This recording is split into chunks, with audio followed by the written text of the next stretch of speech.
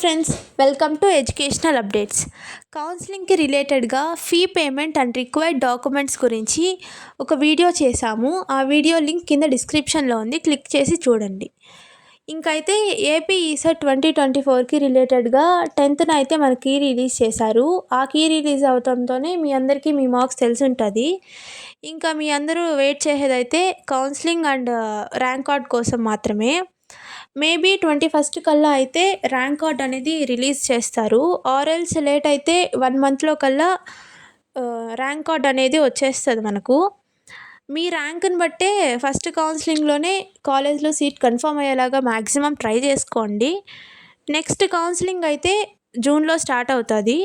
Fee payment, documents verification, web options, seat allotment ఇవన్నీ కూడా June జూలైలో కల్లా కంప్లీట్ అయిపోతుంది. నెక్స్ట్ ఫైనల్ కౌన్సిలింగ్ కూడా జూలైలో కంప్లీట్ అవుతుంది.